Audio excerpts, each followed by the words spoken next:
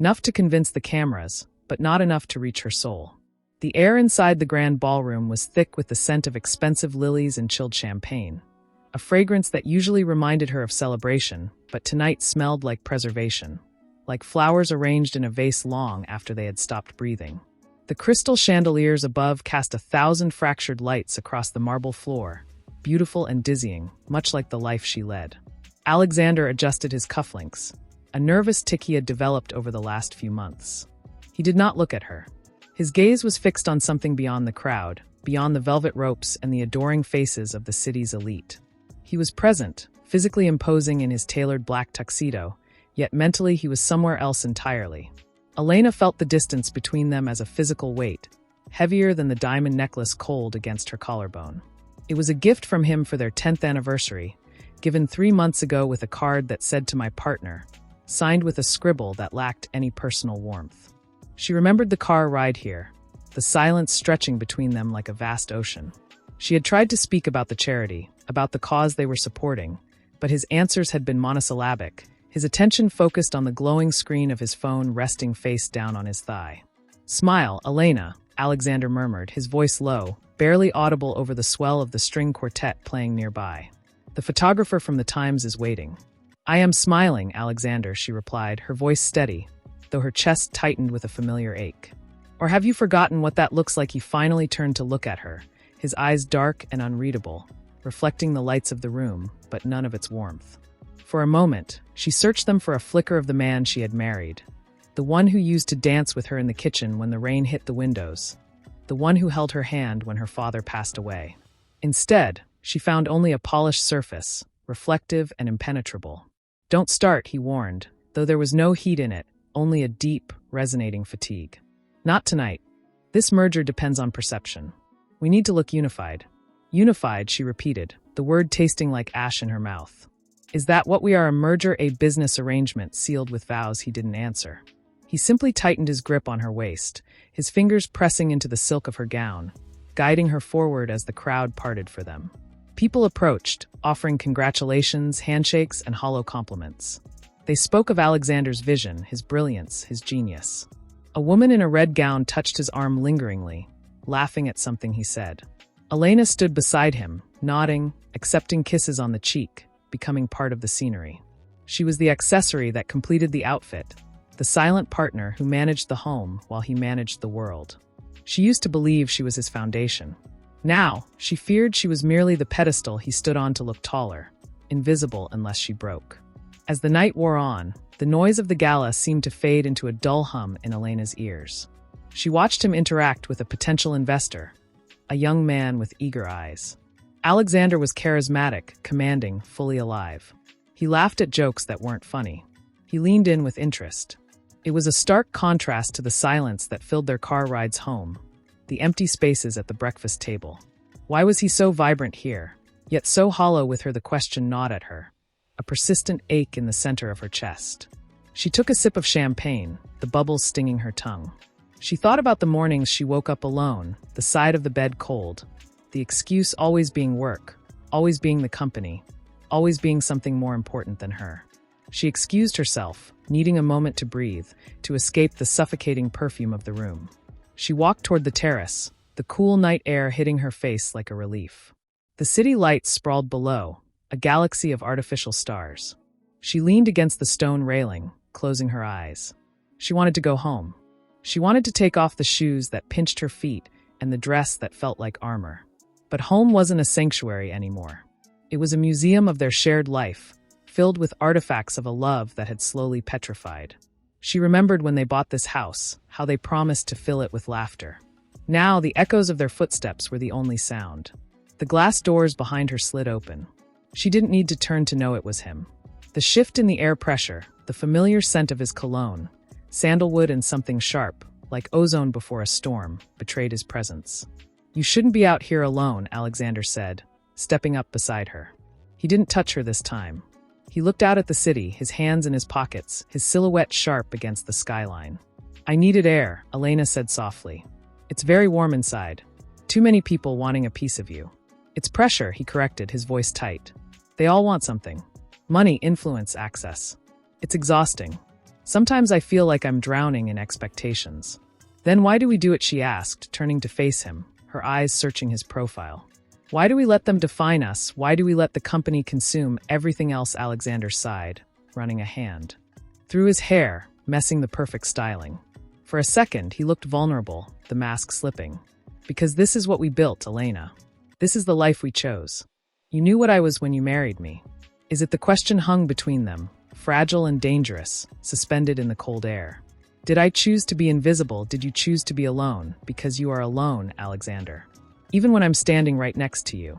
He flinched, almost imperceptibly, a twitch of the jaw. You are not invisible. You are essential. Essential, she whispered, testing the word, rolling it over her tongue. Like a foundation, something buried underground, so the structure above can stand something no one sees, but everyone relies on. Don't twist my words, he said, his voice hardening again. The moment of vulnerability vanished, replaced by the mask of the billionaire, the CEO, the man who made decisions that moved markets. I have to make a call. A situation in Tokyo. Critical. I might be late coming home tonight. Don't wait up. It wasn't a request. It was a statement of fact, delivered with the finality of a gavel strike. He turned to leave, then paused, his hand on the door handle. And Elena, wear the blue dress tomorrow. We have lunch with the board. Tomorrow is Sunday, Alexander, she said, her voice barely above a whisper. Exactly, he said, and walked back inside without looking back, the door clicking shut behind him. Elena stood alone on the terrace. The cold wind bit at her exposed shoulders, but she didn't move. She watched the glass doors close, separating her from the warmth, from him, from the life she thought she knew. He said Tokyo, but she had seen the way his hand hovered over his phone earlier, the way he shielded the screen. She had seen the notification light up briefly before he silenced it. A name she didn't recognize. Or maybe she just didn't want to recognize it. Her intuition, sharp and sudden, prickled at the back of her neck. It wasn't just business. Business didn't make a man look at his wife like she was a stranger. Business didn't make a man smell like someone else's perfume, faint but there, masked by mint and soap. She looked down at her hands. They were trembling slightly. Not from the cold, but from an instinctual warning, a primal sense that the ground beneath her was shifting. The perfect facade had cracked, just for a second, out here in the dark. She thought about going back inside, about resuming her role, about smiling until her face went numb. But something stopped her. A quiet voice in the back of her mind, one she had suppressed for years to keep the peace, whispered that things were changing. The air felt different. The silence he left behind wasn't empty. It was heavy with secrets, weighted with lies. She walked back into the ballroom. The music swelled, a waltz that demanded partners. She scanned the room. Alexander was near the exit, speaking quietly to his assistant. He looked at his watch. He looked impatient. He looked like a man ready to run, like a man who had already packed his bags in his mind. Elena smoothed her dress, lifted her chin, and put the smile back on. It felt heavier now, like a mask made of lead. She would play the part. She would be the perfect wife. But as she watched him slip out the side door, away from the guests, away from her, she made a silent promise to herself. She would watch. She would wait. And she would listen to the silence he left behind, because she knew, with a chilling certainty, that silence was where the truth was hiding. The night was beautiful, the lights were bright, but the shadow cast by her husband was longer than it had ever been before, stretching out toward a future she could not yet see, but could untouched, the indentation from the night before already smoothed out by the housekeeping staff who moved through the mansion like shadows before dawn. Alexander had not come home. The gala had ended at midnight, and he had promised to be late, but never had he missed the night entirely without a text, without a call. The phone on her nightstand was dark, silent, a black mirror reflecting nothing but her own widening eyes. She lay there for an hour, listening to the house settle. The grandfather clock in the hallway chimed 7, then 8.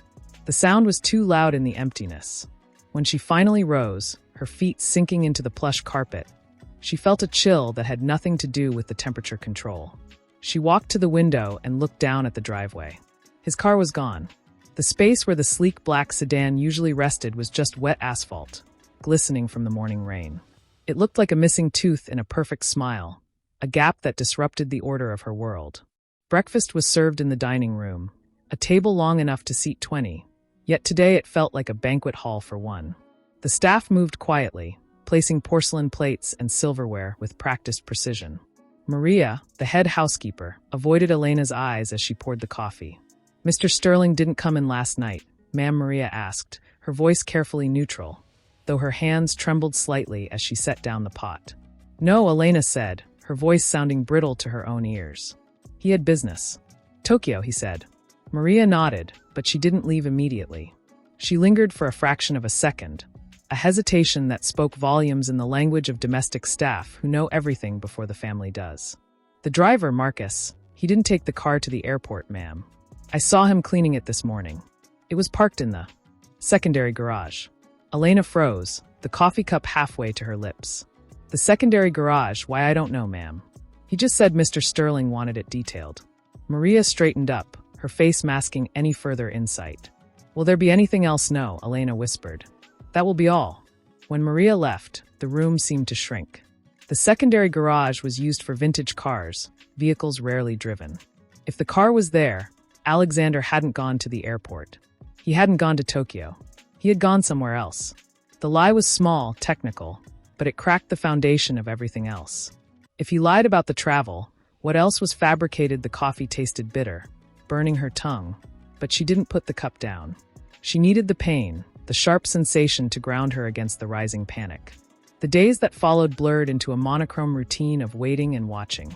Alexander returned 2 days later, slipping into the house just before dawn. Elena was awake, sitting in the library surrounded by books she couldn't read. She heard the front door open, the soft click of the lock, the heavy thud of footsteps trying to be light. She waited 10 minutes before descending the stairs. She found him in the kitchen, pouring a glass of water, his back to her. He wore the same clothes from the gala, wrinkled and smelling of stale air, and something else, something floral that wasn't her perfume. "You're up," he said, not turning around. His voice was rough, scraped raw from lack of sleep, or perhaps from talking too much to someone else. "You didn't go to Tokyo," Elena said. It wasn't a question. It was a statement placed gently on the counter between them. Alexander turned slowly. His eyes were bloodshot, the shadows beneath them deep bruises against his pale skin. He looked at her, and for a moment, she saw fear flicker behind the exhaustion. Then the mask slammed back into place. "Flight got canceled. Logistics. You know how it is." "Marcus said the car was in the secondary garage," she pressed, her voice steady despite the trembling in her hands. "Airport shuttles don't drop off at the secondary garage, Alexander." He set the glass down with a sharp clink. "Are you interrogating me? Elena, is that what this is? I have been dealing with a crisis for 48 hours without sleep. And you are standing here auditing my mileage. I am trying to understand where my husband has been," she replied, stepping closer. The air between them crackled with unsaid accusations. "You told me to trust you. You told me we were unified. But unity requires truth." "Truth is complicated," he snapped, pushing off the counter. He walked past her, too close, his shoulder brushing hers. She caught the scent again. Jasmine and rain. Not her jasmine. Never her jasmine. "I need to sleep. Don't wake me unless the house is on fire." He walked out, leaving her alone in the kitchen. The silence rushed back in, heavier than before. She stood there for a long time, staring at the water glass he had left behind. A lipstick stain, no. Just water. But the rim was smudged, as if his hand had shaken when he lifted it. She picked it up and washed it, placing it in the dishwasher with meticulous care. It was a small act of control in a life that was spiraling out of her grasp. Over the next week, the changes became a rhythm she couldn't ignore. His phone, once left casually on tables or chargers, was now glued to his hand. When it buzzed, he turned his body away, shielding the screen with his palm like a magician hiding a card. He took calls in the study, locking the door, a habit he had never had before. The study was supposed to be a shared space, filled with books they had both chosen, but now it was his fortress. One evening, Elena walked past the closed door. The wood was thick mahogany, but not thick enough to drown out the sound of his voice. He was laughing. It was a low, intimate sound, a chuckle she hadn't heard directed at her in years. It wasn't the polite laugh he used for investors. It was soft, warm, affectionate. She stopped, her hand hovering over the doorknob. Her heart hammered against her ribs, a frantic bird trapped in a cage. Who was on the other end, a business partner, a friend, or the reason he hadn't slept in his own bed? She turned the knob slowly, infinitesimally. The click was loud in the hallway. Inside, the laughter stopped abruptly. Who is it? Alexander's voice was sharp, alert. Just me, Elena called out, pulling her hand back as if burned. I was bringing you some tea. Not now, he said quickly. I'm in the middle of a negotiation. Okay, she said to the wood. I'll leave it outside. She placed the tray on the floor and walked away. She didn't look back. She knew if she looked back, she would see the door open a crack, him checking to make sure she was gone.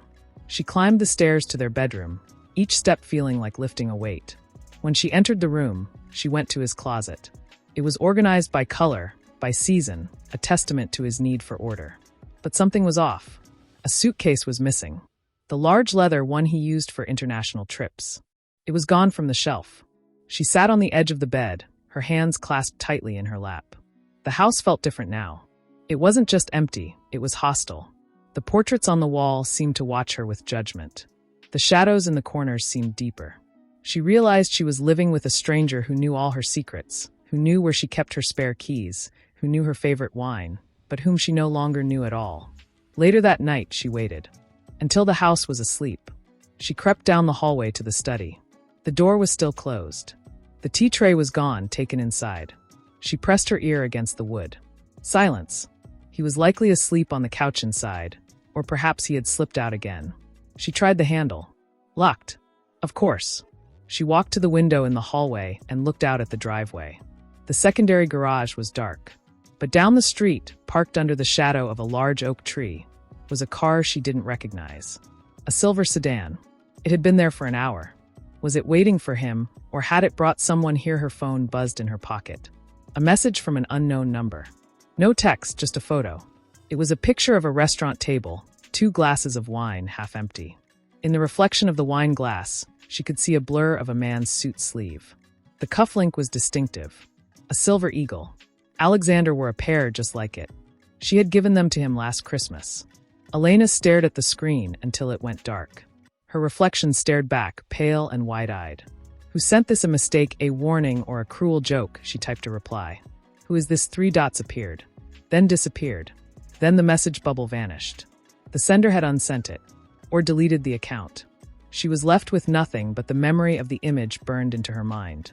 She walked back to the bedroom and lay down beside the empty space where he should have been. The sheets were cold. She pulled the duvet up to her chin, trying to trap some warmth, but the chill was inside her now. It was in her bones.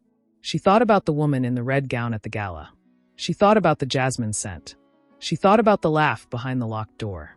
The pieces were forming a picture she didn't want to see, but couldn't look away from. Morning came again, gray and reluctant.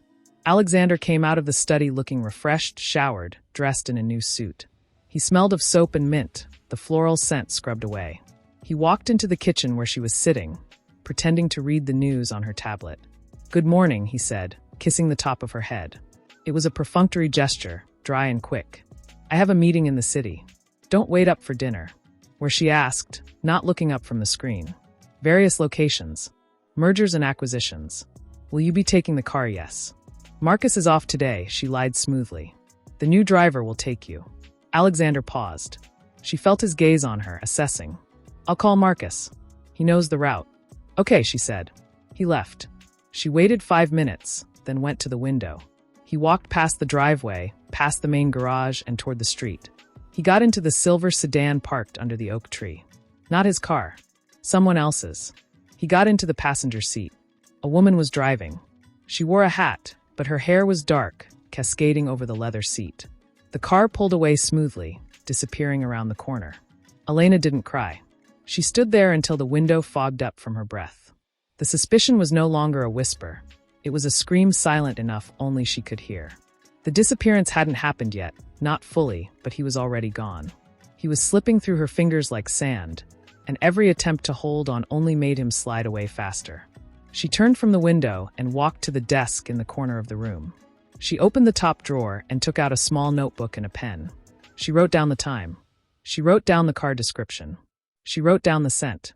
She was not going to be a victim of this silence. She was going to document it.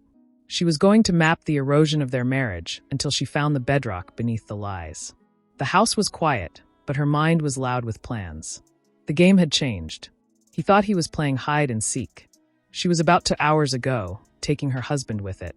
but the silence he left behind was louder than any engine. She watched the clock on the mantel, the second hand sweeping with a rhythmic tick that sounded like a countdown. Every time the front door creaked in the wind, her heart leaped into her throat, only to sink back down when no footsteps followed. She told herself he would come back. Men like Alexander did not simply vanish. They had schedules, obligations, empires to run.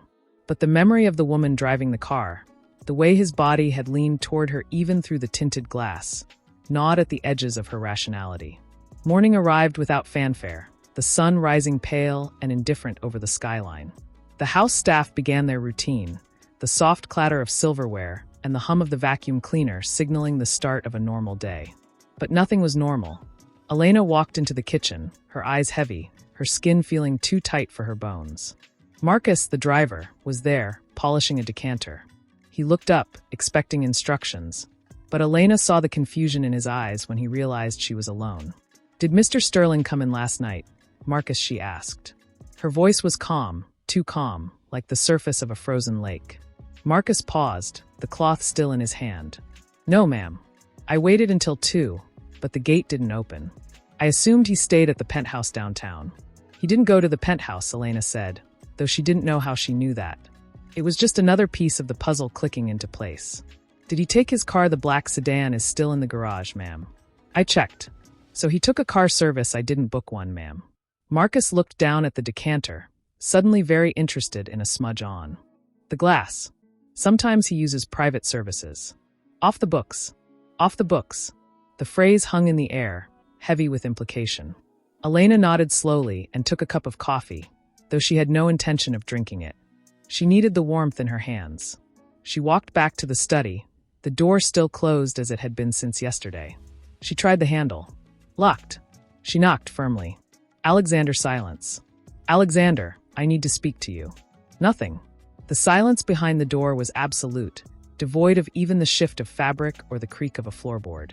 He wasn't in there. He hadn't been in there all night. A cold knot tightened in her stomach. She went upstairs to the bedroom. His side of the bed was made, pristine, untouched. The closet was open. She walked inside, breathing in the scent of his clothes, cedar and wool. Several suits were missing. Not just one for a meeting, but a collection. The travel bag was gone from the shelf. The safe in the corner was slightly ajar. She pulled it open. Empty. The cash, the passports, the Bayonne keys were gone. Her breath hitched. This wasn't a business trip. This wasn't a night out. This was an exit. She walked back downstairs, her legs feeling numb, as if she were walking through deep water. She picked up her phone and dialed his number. It rang once, twice, 10 times. Then the voicemail picked up. His voice, recorded months ago, sounded cheerful, optimistic. "Leave a message." She didn't leave one. She hung up and dialed his office. "Sterling Enterprises, this is Sarah." The assistant's voice was crisp, professional. "Sarah, it's Elena Sterling." "Is Alexander?" And there was a pause. A slight hesitation that screamed volumes. Mrs. Sterling. "We haven't seen Mr. Sterling since yesterday morning. He canceled his afternoon meetings." "He canceled them." Elena's grip on the phone tightened. "Did he say why he sent an email?" "Said he needed some personal time. To reassess." Sarah's voice dropped, becoming conspiratorial. "Honestly, ma'am, the board is concerned. There's a vote on the merger tomorrow. We need his signature." "He didn't tell you where he was going?" "No, ma'am. Just that he would be unreachable for a while." Unreachable. The word echoed in her mind. He was unreachable to them, but she knew he wasn't unreachable to everyone. She knew he was with the woman in the silver car. She knew he was breathing the same air as someone else while his wife sat in a house that felt increasingly like a museum exhibit of a failed life. "Thank you, Sarah," Elena said. "Please hold all his calls. Direct them to me." "Of course, ma'am." Elena ended the call and walked to the window. The city below was bustling, people rushing to work, living their lives, unaware that her world had just fractured. She felt a surge of anger, hot and sharp, but it was quickly doused by a wave of profound loneliness. She was alone, truly alone. He hadn't just left the house, he had left the partnership. He had abandoned the ship without even a warning whistle. She went back to the study. This time she didn't knock. She went to the drawer in the hallway table where he kept the spare keys. It was locked. She looked around, her mind racing. She remembered he kept a spare key inside a false book on the shelf in the living room. She found it, her hands trembling slightly. She returned to the study door and unlocked it. The room smelled of him, but it was stale. The air hadn't circulated. His laptop was gone from the desk. The files were cleared. But on the desk, centered perfectly on the blotter, was an envelope. White thick stock. Her name was written on the front in his handwriting. Elena stared at it. Her heart pounded so hard she could feel it in her wrists. She reached out and touched the paper. It was cold. She picked it up and sat in his chair, the leather creaking under her weight. She opened the envelope. Inside was a single sheet of paper. Elena, it began. No, dearest, no, my love. Just her name.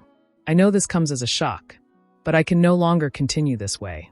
The pressure, the expectations, the silence between us, it has become unbearable. I need to find myself again. I cannot do that here. Please do not try to contact me. I will reach out when I am ready. Take care of the house. Alexander. There was no signature at the bottom, just the name. She read it once, then twice. The words swam before her eyes. Unbearable. He was calling their life, the life they built together, unbearable. He was blaming the silence, the very silence he had created. He was framing his cowardice as a journey of self-discovery. He was asking her not to contact him, while he was presumably contacting someone else every day. She folded the letter slowly, precisely, and placed it back in the envelope. She didn't cry. The tears were there, burning behind her eyes, but she refused to let them fall. Crying would mean she was a victim. Crying would mean she was broken. She stood up and walked to the window again. The sun was higher now, burning off the morning mist. She thought about the woman in the car. She thought about the jasmine scent. She thought about the locked door and the empty safe. He thought he could just leave. He thought he could drop this bomb and walk away while she cleaned up the debris. He thought she would sit here and wait for him to decide when he was ready. A cold clarity settled over her. The shock was fading, replaced by something harder, something sharper. He had underestimated her. He had always seen her as the decorator, the hostess, the silent partner. He forgot that she was the one who managed the foundations. He forgot that she knew where the bodies were buried, metaphorically speaking. He forgot that she had signed the prenuptial agreements, that she knew the clauses, that she knew the laws. She walked out of the study and closed the door behind her. She locked it this time. She went to the kitchen where Marcus was still working. Marcus, she said. Her voice was different now. Stronger. Commanding. Yes, ma'am, I need you to bring the car around. The black sedan. Are we going out? Ma'am, yes, Elena said, looking at her reflection in the dark window of the oven. She looked tired, but her eyes were clear. We are going to the office. And then we are going to see my lawyer. Mr. Sterling said. Marcus hesitated. Mr. Sterling is not here, Elena interrupted, her voice cutting through the air like glass. And until he returns, I am the acting head of this household. Do you understand? Marcus straightened his back. Yes, ma'am. Good. She walked toward the hallway, picking up her coat. She paused at the mirror to check her appearance. She smoothed her hair, adjusted her collar. She looked like a woman who had just been abandoned, yes. But she also looked like a woman who was about to declare war. She thought about the letter in her pocket. It was a declaration of independence for him. She would write her own. As she stepped out the front door, the air was crisp and cool. The driver opened the door for her. She slid into the back seat, the leather cool against her legs. As the car pulled away from the curb, she looked back at the house. It stood large and imposing, a monument to a life that no longer existed. She felt a pang of sorrow, sharp and sudden, for the 10 years they had wasted. But she pushed it down. There would be time for grief later. Now there was only action. Her phone buzzed in her hand. A notification from the bank. A large transfer had been attempted and flagged. He was trying to move money. She smiled, a thin, humorless curve of her lips. He was fast, but she was faster. He thought he had disappeared. He thought he had vanished into the ether with his mistress to start a new life. But he had left trails. He had left clues. And he had left her alive. She typed a message to her lawyer. Meet me at the office. Urgent. Bring the merger files and the prenup. She hit send. The car merged into traffic, joining the stream of vehicles moving toward the city center. Elena watched the buildings pass by, each one a testament to ambition, to power, to the things Alexander loved more than her. Well, let him have them. Let him have the stress, the pressure, the endless hunger for more. She was done being the pedestal. She was done being the silence. The city skyline approached, jagged and gleaming. She felt a strange sense of liberation, terrifying and exhilarating all at once. He had dropped a bombshell, yes. But he had forgotten one crucial thing: explosions create shockwaves, and shockwaves destroy everything in their path, including the person who lit the fuse. She leaned back in the seat and closed her eyes. The disappearance was complete. The game had changed. And for the first time in 10 years, Elena Sterling was not waiting for someone else to make the next move. She was making it herself. The car turned onto the avenue leading to the Sterling Tower, the glass monolith that bore his name. Soon she thought it would bear hers. Or perhaps it agreements that held lives together or tore them apart. She had been here before, years ago, when they signed the prenuptial agreement. She had been naive then, signing away rights she didn't understand because Alexander had held her hand and told her it was just a formality, a shield for the company, not for them. Now the building looked like a fortress, and she was an outsider trying to breach the walls. Marcus opened the door, and she stepped out onto the pavement.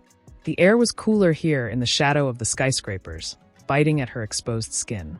She walked through the revolving doors, the motion making her slightly dizzy, as if the world was spinning faster than she could keep up with. The lobby was polished marble, echoing with the clicks of heels and the murmur of voices. The receptionist looked up, recognition flashing in her eyes, followed quickly by a mask of professional neutrality. But Elena saw the pity. Everyone knew. The disappearance of Alexander Sterling was already whispering through the corridors of the city's elite. "Mrs. Sterling," the receptionist said, standing up. "Mr. Henderson is expecting you. Top floor." "Thank you," Elena said. Her voice sounded distant, like it belonged to someone else. The elevator ride was silent. She watched the numbers climb, feeling the pressure change in her ears. When the doors opened, Arthur Henderson was waiting for her. He was an older man, silver-haired and sharp-eyed, who had handled the family's legal affairs for decades. He looked at her with a mixture of respect and sorrow. He guided her into his office, closing the door softly behind them. The room was lined with books, the leather chairs worn and comfortable, but Elena felt no comfort. She sat by the window, looking down at the city, feeling small. "I received your message, Elena," Arthur said, sitting behind his desk. He didn't open a file yet. He just looked at her. "I heard about Alexander. The board is in a panic." "Let them panic," Elena said, turning to face him. "I didn't come here for the board. I came for me." Arthur nodded slowly. "I understand, but you need to know what you are walking into. If he has disappeared, he may have moved assets.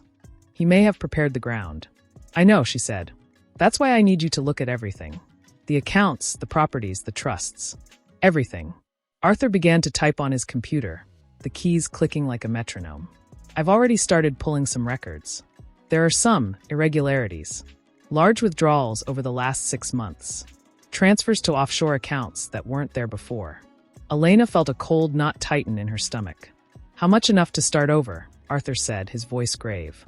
"Enough to live comfortably without working for the rest of his life. But that's not the only thing." He paused, looking at her over the rim of his glasses. "I hired a discreet investigator.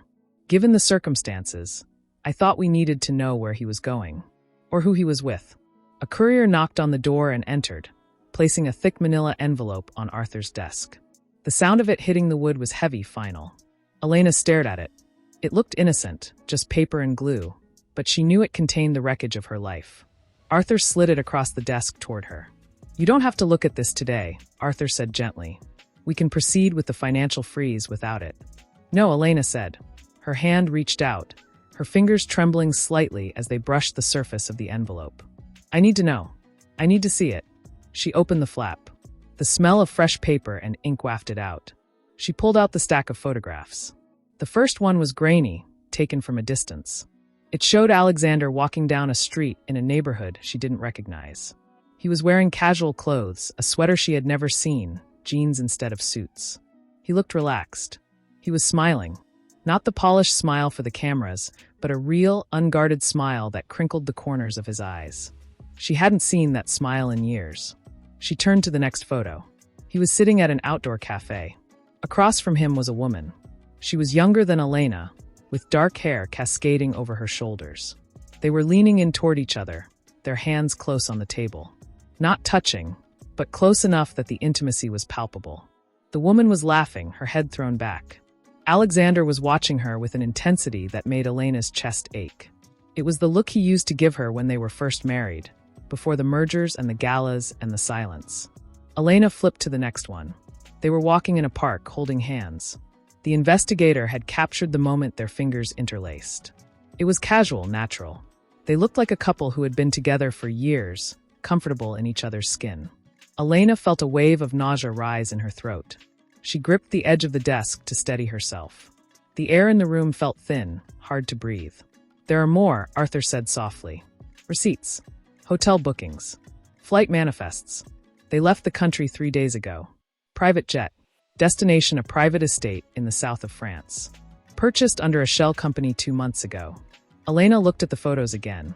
She traced the line of Alexander's jaw with her finger. He hadn't just cheated. He had built a parallel life. He had planned this. The disappearances, the late nights, the locked study. It wasn't impulse. It was construction. He had been building this new life brick by brick while she was home waiting, worrying, making excuses for him to the staff and the board. Why, she whispered. The word barely made a sound. Why didn't he just leave? Why the game power, Arthur said. Control. If he leaves officially, he loses half. If he disappears, he creates chaos. Maybe he hoped you would settle for less to make it go away. Or maybe he just didn't care about the cost to you. Elena put the photos down. She pushed them away, as if they were burning her skin. She stood up and walked to the window. The city looked different now. It wasn't a kingdom. It was a battlefield. She saw her reflection in the glass. She looked pale, her eyes dark circles of exhaustion. But beneath the pain, something else was hardening. A core of steel she didn't know she possessed. "He thinks I'm weak," she said, her voice gaining strength. "He thinks I'm just the wife who signs what he puts in front of her. He thinks I'll wait. Legally, we can freeze the assets," Arthur said. "We can declare him absent. We can take control of the company's shares based on the marital agreement clauses regarding abandonment." "Do it," Elena said, turning back to him. "Freeze everything. Every account, every property, every shell company. I want him to know that when he comes back, there will be nothing left for him to take." "And the woman?" Arthur asked. Elena looked back at the photo on the desk. The woman's face was clear now. She looked happy, unaware that the man beside her was a thief stealing from his own life. "She doesn't matter," Elena said. "She's just a symptom.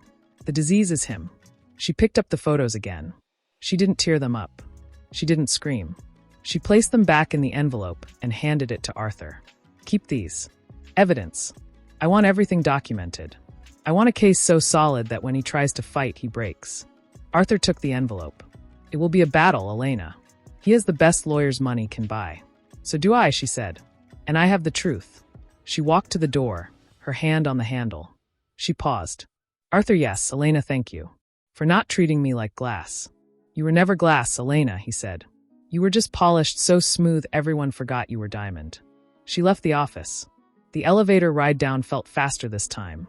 When she stepped out into the lobby, the air felt clearer.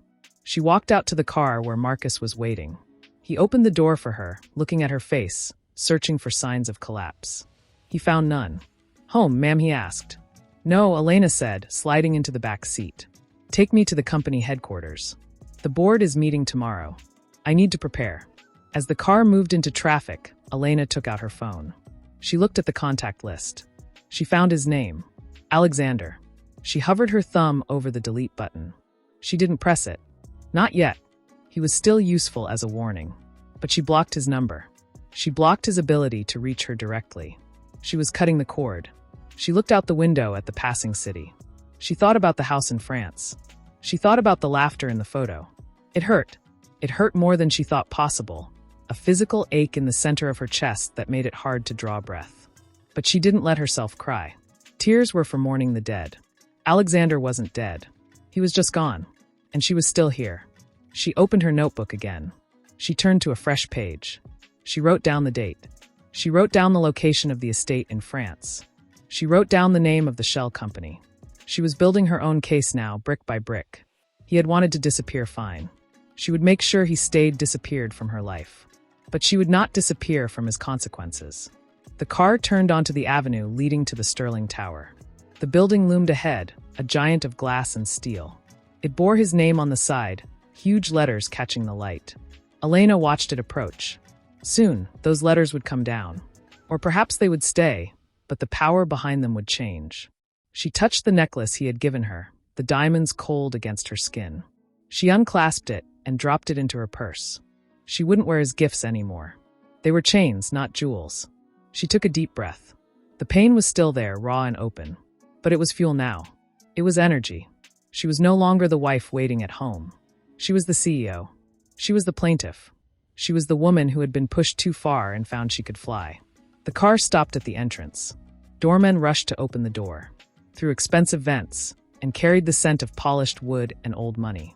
Elena stepped out, her heels clicking against the marble floor, the sound echoing in the vast hallway. Employees stopped what they were doing to watch her pass.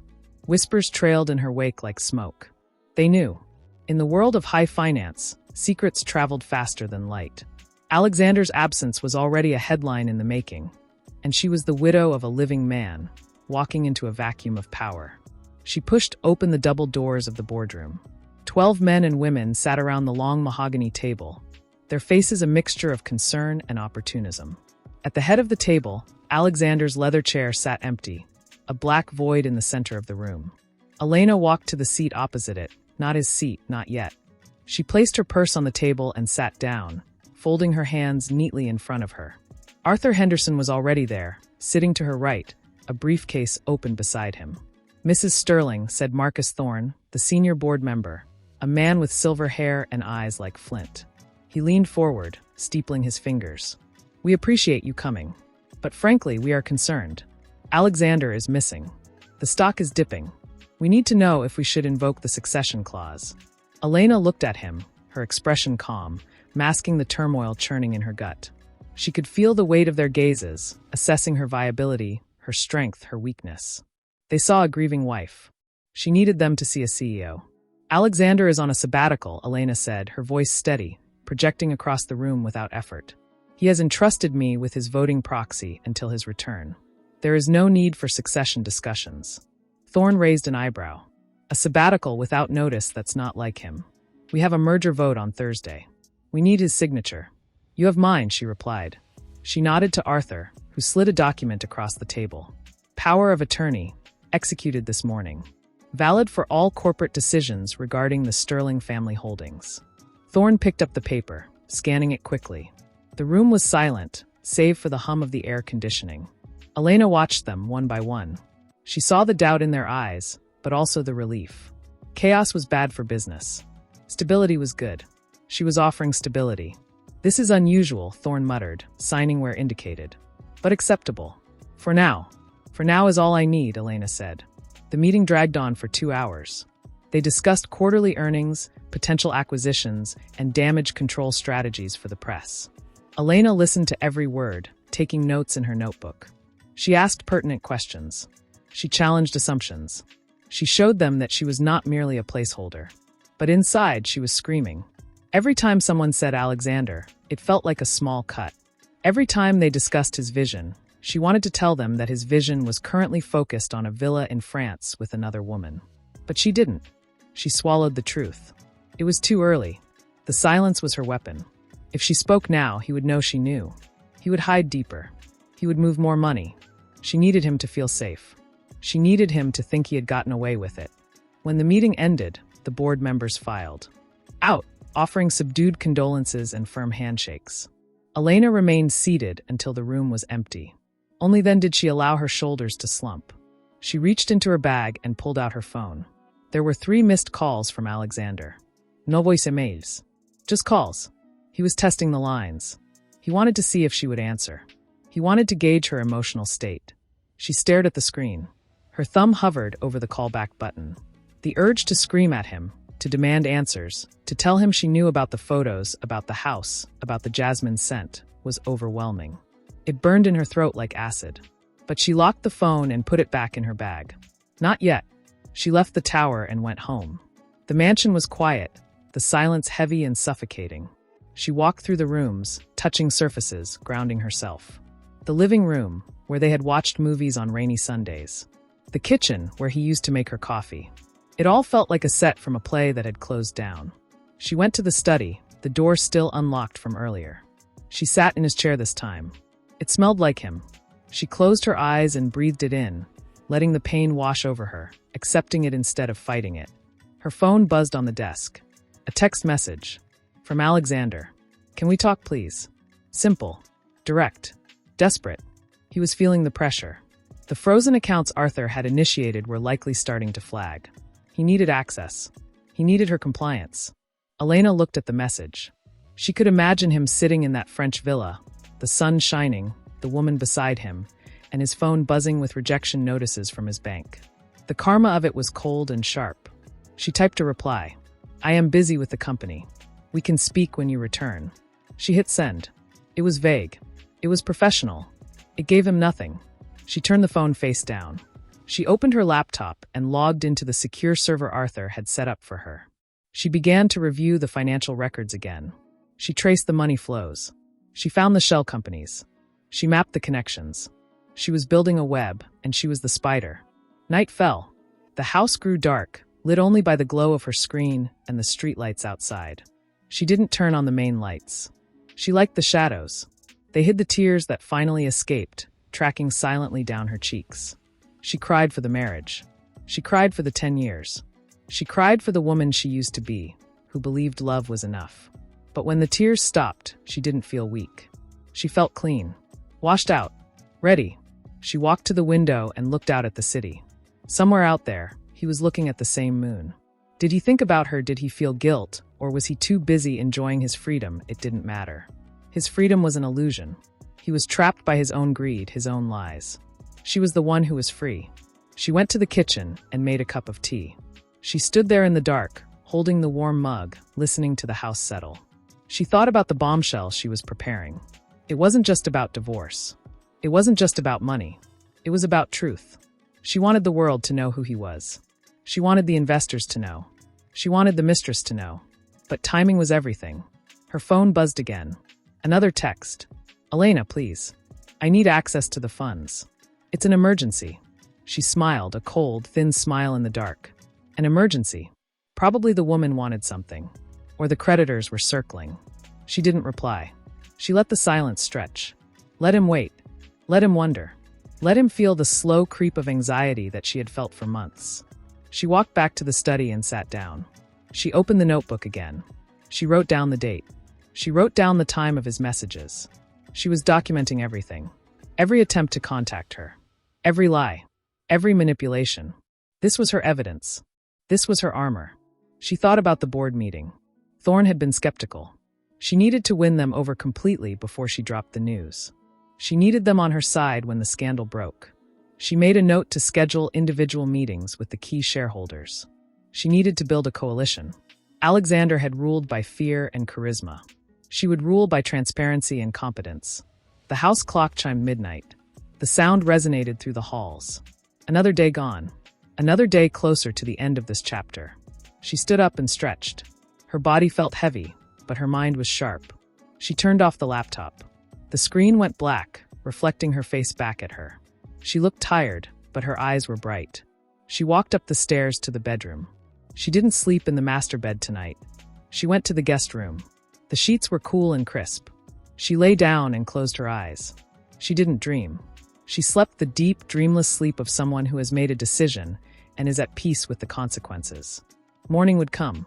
The press would call. The board would worry. Alexander would panic. And she would remain silent. She would let the tension build until it was unbearable. And then, when the moment was perfect, when the world was listening, she would speak. And her words would shatter the life he had tried to pay for the grocery delivery that was currently sitting on the counter, unpaid. The woman who had delivered it, a local with kind eyes, had looked at him with a mixture of pity and confusion. He had told her it was a technical error, a glitch in the system, but the flush of shame on his neck told a different story. Behind him, the glass doors slid open. Sophie stepped out, wrapping a silk robe around herself. She looked beautiful in the morning light, her hair tousled, her expression soft with sleep. For a moment, Alexander forgot the panic clawing at his throat. This was why he had come here. This was the peace he had sought. But the peace was already curdling. Who was that, she asked, walking over to him. She reached out to touch his arm, but he flinched, pulling away slightly to take another call that wasn't coming. The bank, he said, his voice tight. There's an issue with the accounts. Sophie paused, her hand hovering in the air before dropping to her side. An issue? What kind of issue? A freeze. Temporary. Elena, she must have flagged something. He turned to face her, trying to project confidence, but his eyes were darting around the terrace, looking for an escape that didn't exist. It's just a maneuver. She's trying to scare me. She knows I'll be back. Back. Sophie's voice changed. The softness hardened. Alexander, you told me we were starting over. You told me the assets were transferred. You told me we were free. They are, he lied, the words tasting like ash. They are. It's just liquidity. Cash flow. I have millions tied up in stocks, in properties. It's just a matter of unlocking them. How long? She asked. She walked to the railing and looked out at the vineyards below. The view was breathtaking, but she wasn't seeing it. She was doing math. Because the staff here expects payment on Friday.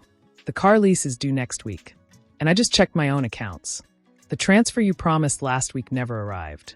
Alexander felt the floor tilt beneath him. He had been so focused on escaping the silence of his marriage, the pressure of the board, the coldness of Elena's gaze, that he hadn't accounted for the logistics of survival. He had assumed his name alone was enough to open doors. But without the money, without the signature, he was just a man in a borrowed house with a woman who was quickly realizing the emperor had no clothes. I can fix it, he said, stepping toward her. I just need to talk to Elena. She's being unreasonable. She's hurt. Hurt. Sophie turned around, her eyes blazing. She's your wife, Alexander. You left her. You left everything.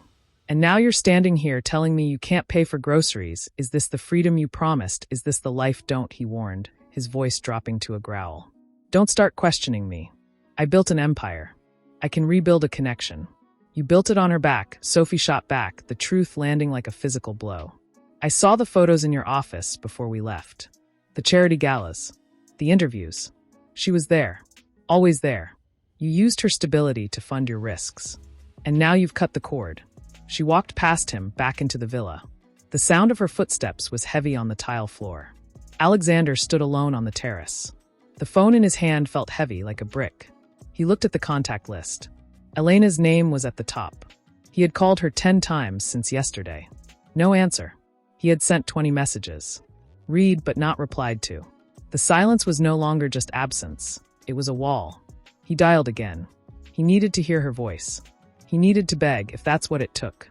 The line rang. Once. Twice. Voicemail. Leave a message. Elena, he said, his voice cracking. Please. Pick up. We need to talk. It's about the company. It's about us. Just call me back. He hung up. He knew she wasn't calling back. She was doing something else. She was tightening the noose. Thousands of miles away, in the cool, shaded office of the Sterling Tower, Elena sat at her desk. Her phone buzzed on the polished surface. A notification from her security team. Attempted transaction declined. Location Provence, France. She looked at the screen, her face impassive. She didn't feel joy. She didn't feel satisfaction. She felt a grim sense of inevitability. This was the consequence of his choices. He had wanted to play a game of hide and seek with the world's resources, and she had simply changed the rules. Arthur Henderson walked in, holding a file. The board is satisfied with your interim leadership, he said, placing the file down. But they are asking about Alexander. The rumors are getting louder. Some say he's insolvent. Let them say it, Elena said, looking up from the screen. Truth has a way of surfacing. And the woman Arthur asked. Our contact in France says there was a scene at the villa yesterday. Neighbors heard shouting. Elena leaned back in her chair. She imagined them there. The fantasy crumbling under the weight of reality. The mistress realizing that a man who abandons his responsibilities will eventually abandon her too. The husband realizing that power without foundation is just noise. It doesn't matter, Elena said. What matters is the company. What matters is the employees who need their paychecks. What matters is the legacy that he was willing to torch for a few months of escapism. She stood up and walked to the window. The city was alive, bustling with people who had places to be, responsibilities to meet. She thought about Alexander, stranded in a beautiful house he couldn't afford, with a woman who was losing respect for him by the hour. He was trapped in the very freedom he had sought. Prepare the press release, Elena said, turning back to Arthur. The one we discussed. The one about the restructuring, Arthur asked, hesitating. Are you sure once that goes out, there's no going back? It effectively removes him from the equation. Permanently. Elena thought about the note he had left on the desk. I need to find myself. She thought about the photos of him smiling with Sophie. She thought about the cold bed in the guest room. "There is no going back," she said softly. He left. He chose his path. "Now I am choosing mine." Arthur nodded. "I'll have it ready by noon." When he left, Elena sat back down. She picked up her phone. She looked at Alexander's number one last time. She didn't block it this time. She wanted him to be able to call. She wanted him to hear the silence on the other end. She wanted him to know that she was there, strong and unyielding, and that he was alone. She opened her email and began to draft a message to the shareholders. She wrote about stability. She wrote about transparency. She wrote about the future. She didn't mention him by name. She didn't need to. His absence was the headline. Her presence was the solution. Outside, the sun was high in the sky. It illuminated the city, casting sharp shadows. Elena watched the light play across the buildings. She felt a strange sense of calm. The storm was still raging, but she was no longer in the boat being tossed by the waves. She was the lighthouse. She was the solid ground. In France, the sun was setting. The shadows were lengthening across the terrace. Alexander sat in the dark, the phone dead in his hand. The wine he hadn't been able to pay for sat unopened on the table. Sophie was inside, packing a bag. He could hear the zipper closing, the sound final and sharp. He knew he should go in there. He should say something. Fix it. But he had no words left. He had spent them all on lies. He looked out at the vineyards. They were beautiful. They were silent. Just like the house back home. Just like the phone in his hand. He realized then that he hadn't escaped the silence. He had brought it with him. And now, it was the only thing he had left. Elena closed her laptop. The work was done for the day. She stood up and picked up her bag. She walked out of the office, head high. The employees in the hallway stepped aside to let her pass. They looked at her with respect. Not because of who she was married to, but because of who she was. She walked to the elevator. As a storm of silent lightning, blinding and relentless. Elena sat in the back seat, her hands folded in her lap, watching the chaos through the tinted glass. Shadows moved outside, figures holding microphones and cameras, jostling for position, hungry for a soundbite, a glance, a crack in the armor. It reminded her of the gala, months ago, but the energy was different then. Then, they had wanted to celebrate the power of the couple. Now, they wanted to witness the funeral of the empire. "They are aggressive today, ma'am," Marcus said, his eyes scanning the crowd in the rearview mirror. His knuckles were white on the steering wheel.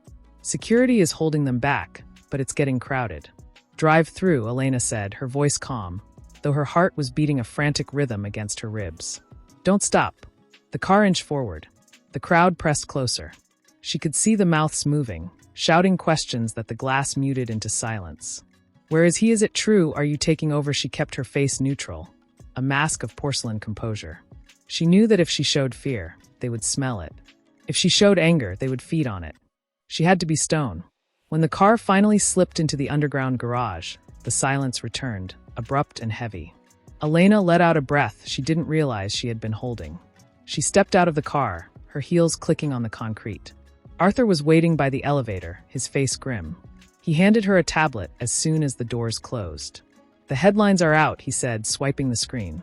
"Every major financial news outlet. Sterling heir vanishes. Where is Alexander Sterling? Wife takes helm amidst crisis. They are speculating about insolvency.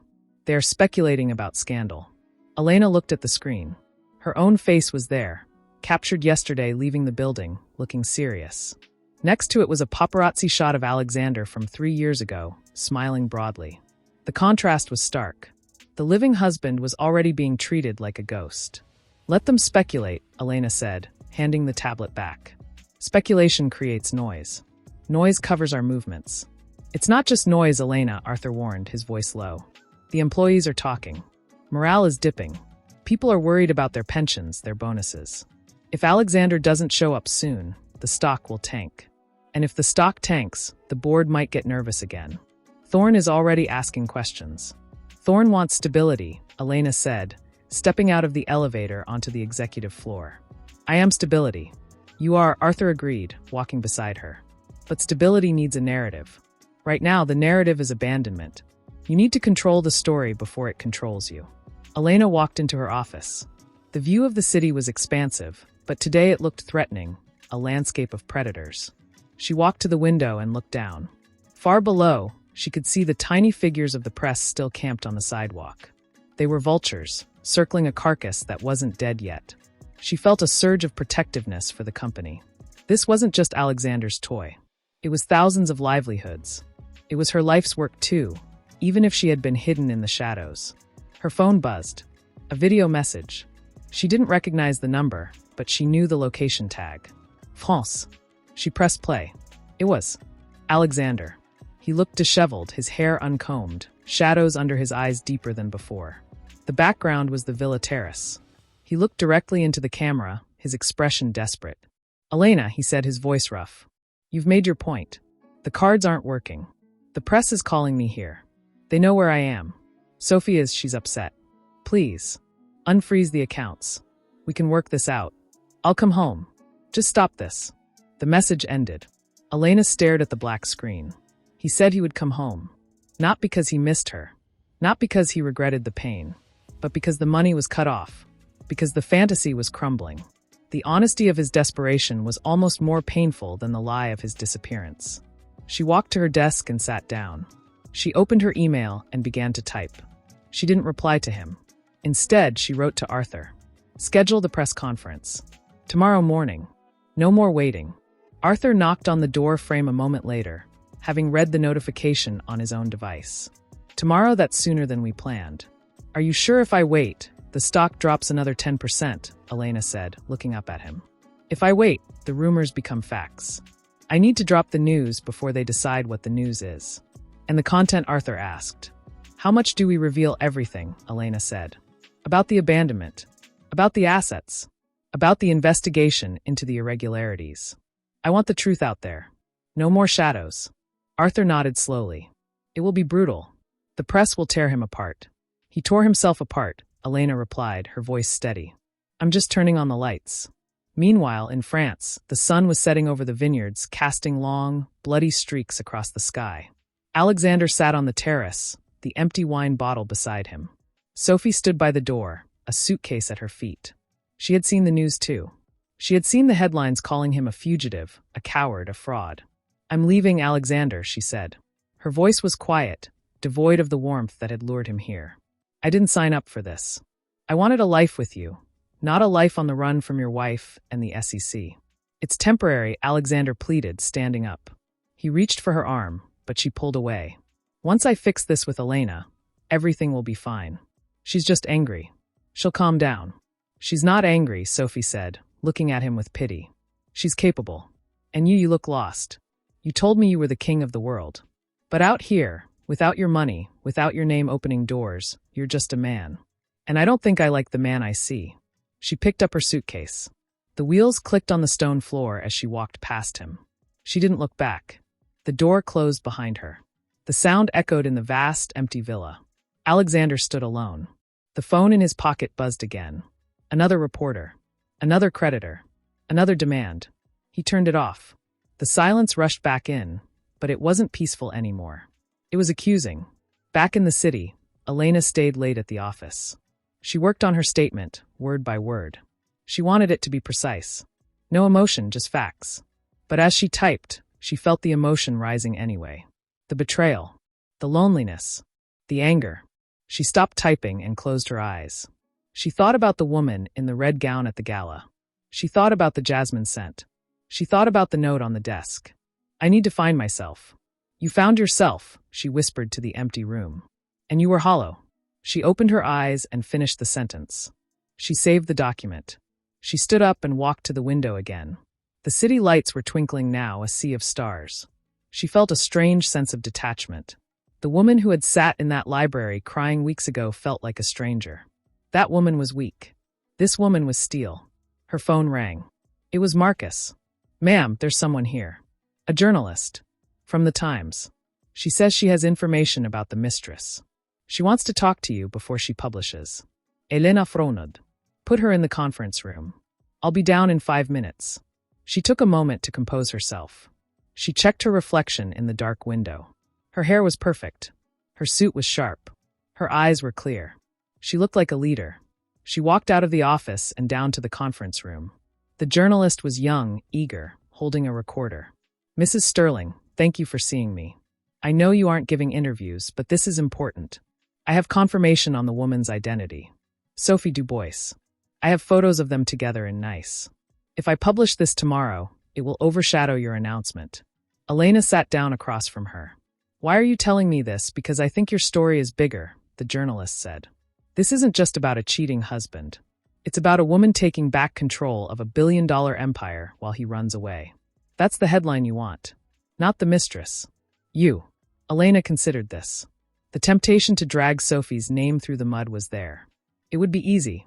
It would be satisfying. But she remembered what she had told Arthur. She doesn't matter. The disease is him.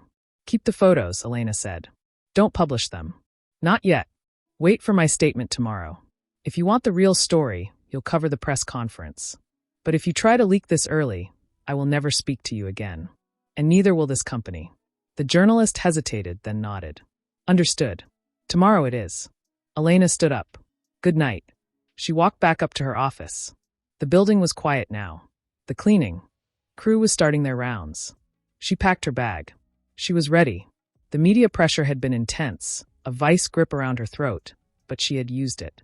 She had used the heat to forge herself into something stronger. As she walked out to the car, the press was still there, but fewer now. The night had cooled them down. Marcus opened the door. Home, ma'am, yes, Elena said. And Marcus, tomorrow, we don't come here first. We go to the convention center. The press conference is at 10. Understood, Marcus said. The drive home was smooth. Elena looked out the window at the passing city. She thought about Alexander, alone in that villa. She thought about Sophie driving away. She thought about the board, the employees, the shareholders. Everyone was waiting for her. Everyone was waiting for the bombshell. She arrived home. The house was dark. She didn't turn on the lights. She walked through the familiar rooms, saying goodbye to them in her mind. This house was part of the old life. After tomorrow, she would find a new place. Somewhere smaller. Somewhere that was hers alone.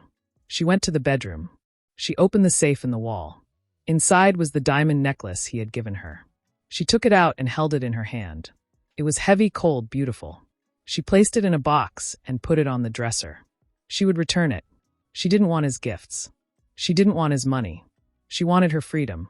She changed into her pajamas and lay down in the guest bed again. She closed her eyes. Sleep came quickly this time. No nightmares. No anxiety. Just the deep, restful sleep of someone who knows exactly what they have to do. Tomorrow, the world would know. Tomorrow, the silence would break. And when it did, the sound would be deafening. She drifted off, the image of the press conference stage in her mind. The podium. The microphones. The lights. She was silence of the house was different tonight. It wasn't the oppressive silence of waiting for a husband who wouldn't come home. It was the quiet of a space that finally belonged to her. She sat up, the sheets pooling around her waist, and listened. There were no footsteps in the hallway, no creak of the floorboards indicating someone else was awake. She was alone, and for the first time in 10 years, the solitude did not feel like abandonment. It felt like ownership. She slipped out of bed and pulled on a robe, her feet bare against the cold hardwood floor. She walked out of the room and down the hallway, her hand trailing along the wall. The house was a museum of their shared history, filled with artifacts of a life she was about to dismantle. Portraits of them together hung in the gallery hallway, frozen smiles capturing moments of performative happiness. She stopped in front of one, a large oil painting commissioned for their 5th anniversary. In it, Alexander's hand was on her shoulder, possessive and firm. Her own hand was placed delicately over his, submissive. She looked at the painted version of herself and felt a pang of sorrow for that woman. She had tried so hard to be what he needed, shrinking herself to fit into the frame of his life. She turned away from the painting and continued walking. Her feet carried her without conscious direction toward the west wing of the house, a section she hadn't entered in years. It was where the storage rooms were, where things went to be forgotten. She pushed open the door to what used to be the sunroom. Before they married, before the galas and the board meetings, this had been her studio. She used to paint here. Watercolors, mostly. Landscapes, abstracts, things that expressed the emotions she couldn't speak. Alexander had suggested converting it into a storage space for his art collection shortly after the wedding.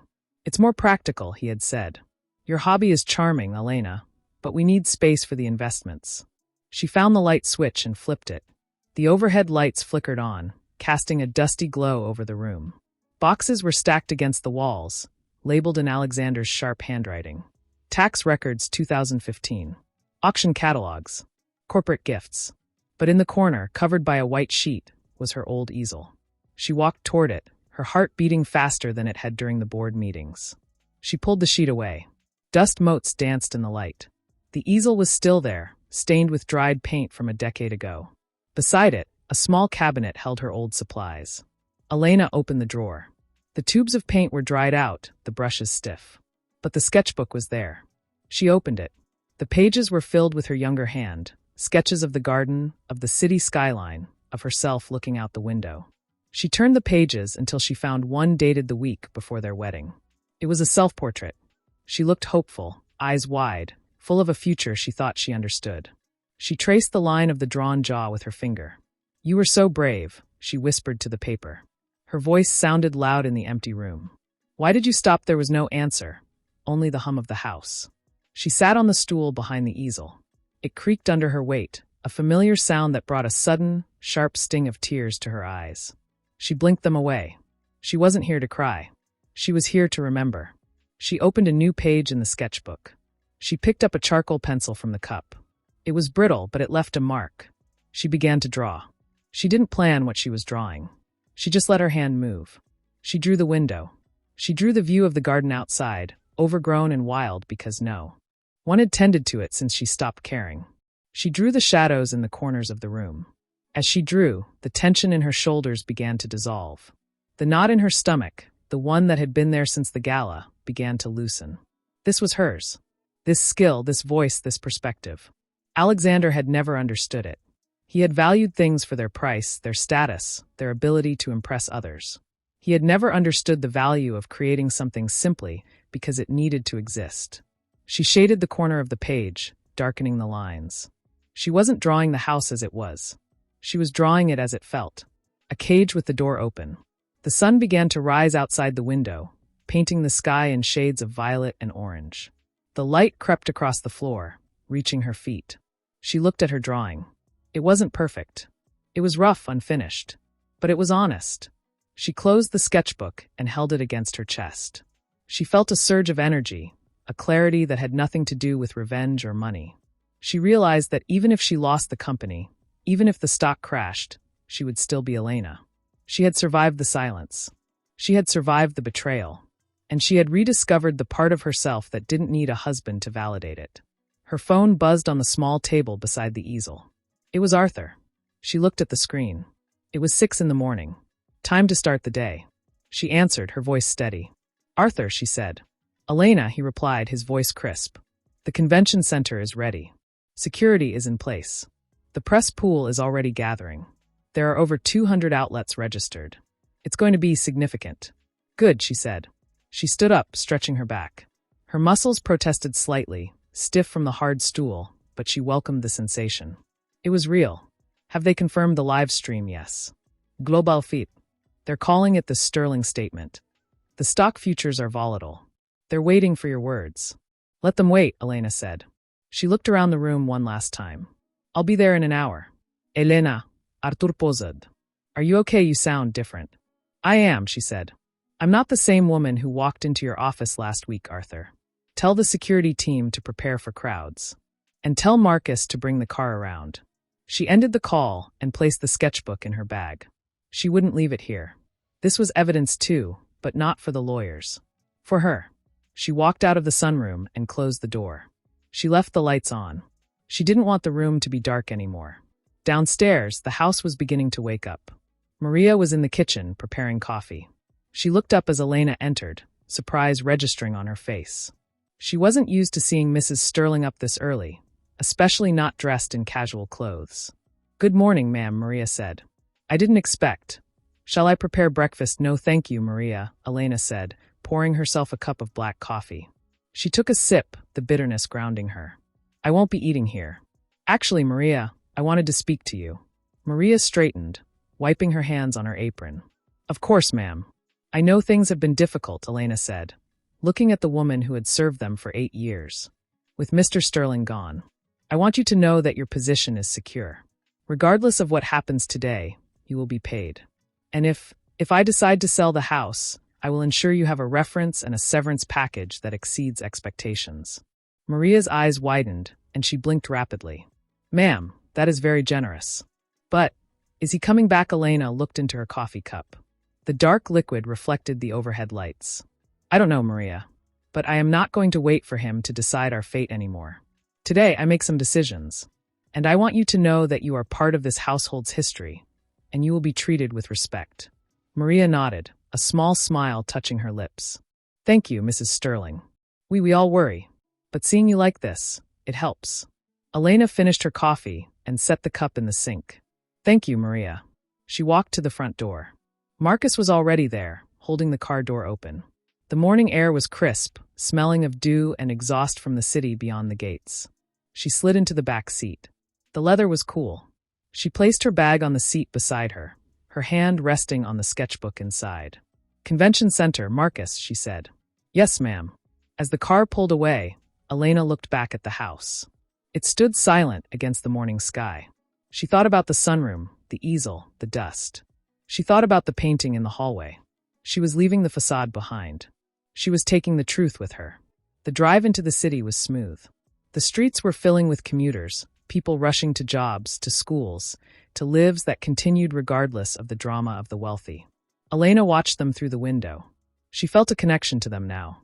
They understood struggle. They understood having to rebuild. She wasn't above them anymore. She was just another person trying to find her way through the wreckage. Her phone buzzed again. A message from an unknown number. She opened it. It was a photo. It was Alexander, standing in front of the villa in France. He looked tired, defeated.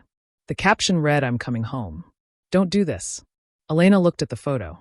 She felt no pity. She felt no anger. She felt nothing but a distant acknowledgement.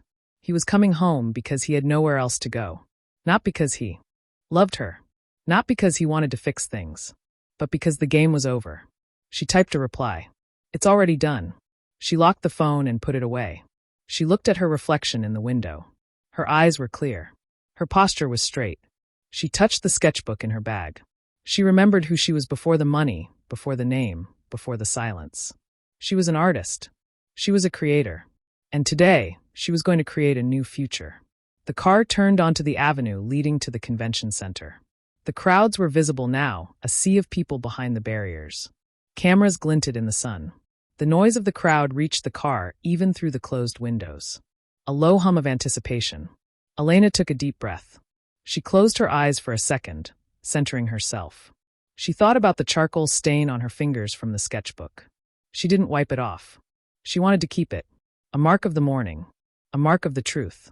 Ma'am, Marcus said, his voice soft. We are here. Elena opened her eyes. The car stopped. The door opened. The noise rushed in, a wave of sound. Flashes erupted. She stepped out onto the pavement. She didn't look at the cameras. She looked straight ahead, at the entrance of the building. She adjusted her bag on her shoulder, feeling the weight of the sketchbook against her hip. It was light, but it felt heavier than any diamond necklace. She walked toward the doors. The crowd parted. She could hear her name being called. Mrs. Sterling. Over here. Is he coming back? She didn't answer. She kept walking. Her heart was calm. The isolation of the night had done its work. It had stripped away the fear. It had left her with only what was essential. Her voice. Her truth. Herself. She reached the doors and paused for a moment. She looked back at the sky. It was fully blue now, the morning clouds burned away. A new day. She turned and walked inside. The doors closed behind her, cutting off the noise. The hallway was quiet, carpeted, leading to the stage. Arthur was waiting at the end of the hall. He looked at her, saw the charcoal on her fingers, saw the set of her jaw. He nodded. Ready? He asked. Elena touched the sketchbook one last time. Yes, she said. Let's tell them the truth. She walked past him, toward the wings of the stage. She could hear the murmuring of the audience beyond the curtain. Hundreds of people. Millions watching online. She stood in the shadows for a moment, listening to the rhythm of the room. She wasn't hiding. She was gathering strength. The isolation was looked at her, searching for any sign of hesitation, any tremor in the calm facade she had built. The cue is in 30 seconds, Arthur whispered, his voice barely audible over the murmur of the crowd beyond the velvet drape. The feed is live globally. Millions are watching. Elena nodded. She didn't speak. Words were precious now. She had to spend them wisely.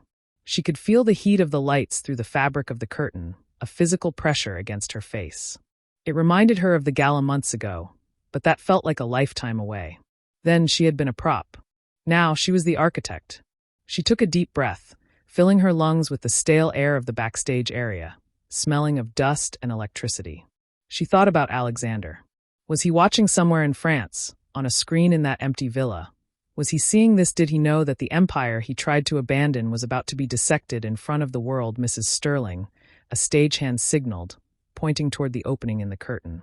Elena stepped forward. The transition from shadow to light was abrupt, blinding. A wave of sound hit her instantly, a roar of shutter clicks and murmuring voices that crashed against her like ocean surf. She walked to the podium, the sound of her heels on the wooden stage echoing in the vast hall. She placed her hands on the lectern. She did not look down at her notes. She looked out at the sea of faces. Journalists, investors, competitors. They were all waiting for blood. They were waiting for her to crumble. She adjusted the microphone. The feedback squeal silenced the room instantly. The sudden quiet was more intimidating than the noise. Elena leaned in slightly. "Good morning," she said. Her voice was clear, amplified without distortion. "I know why you are here. You are here because Alexander Sterling is not. You are here because the stock dropped 12% overnight. You are here because you want to know if the Sterling Empire is still standing." She paused, letting the question hang in the air. She saw heads nodding. She saw pens poised over notebooks. "My husband is on a leave of absence," she continued, the lie tasting bitter, but necessary for the legal strategy. "He has deemed it necessary to step back for personal reasons. In his absence, the board has authorized me to assume interim leadership. But I am not here to talk about personnel. I am here to talk about stability." She reached for the folder Arthur had placed on the podium. She opened it. Inside were the documents Arthur had prepared, the financial audits, the evidence of the cracks. She pulled out a single sheet of paper. "Over the past 6 months, Sterling Enterprises has undergone significant expansion," she said, her eyes scanning the front row. "Acquisitions in tech, real estate ventures in Europe, private equity holdings. On paper, these look like growth. But growth requires foundation, and foundations require oversight." She lifted the paper. "Yesterday, I conducted a review of the company's liquidity.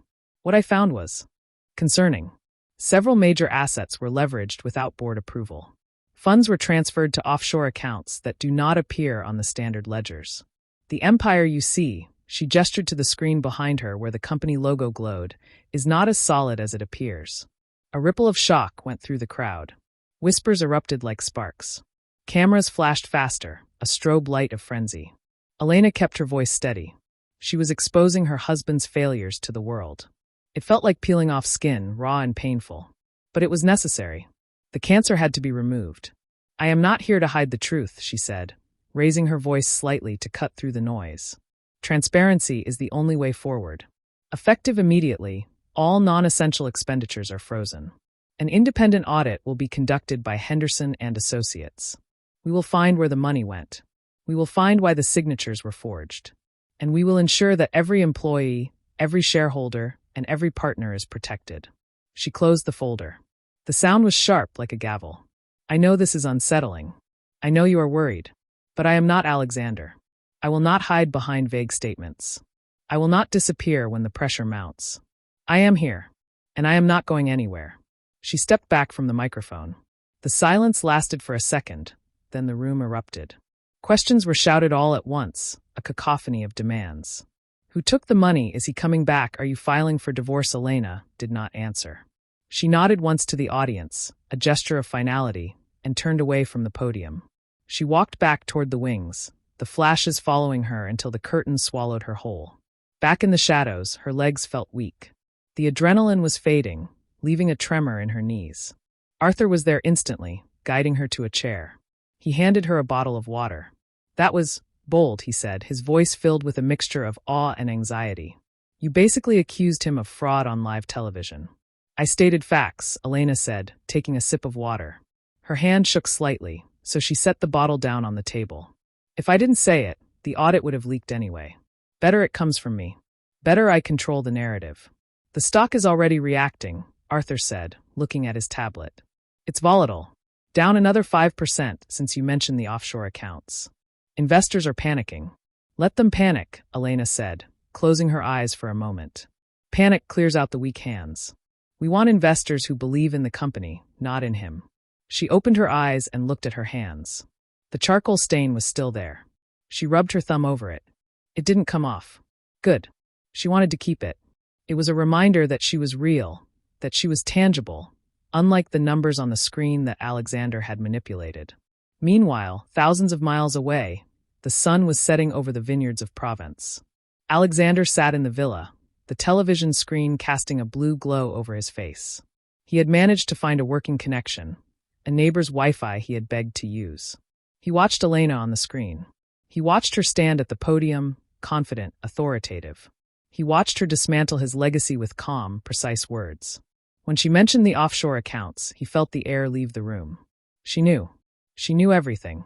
He had thought he had been clever, hiding the transfers, using shell companies. He had thought she was too distracted, too hurt, too busy playing the wife to notice the numbers. But she had been watching. She had been counting. He reached for the remote and turned off the TV. The room plunged into darkness. The silence was absolute. He thought about calling her. He thought about flying back tonight. But what would he say? I'm sorry, I made a mistake. She had already frozen the accounts.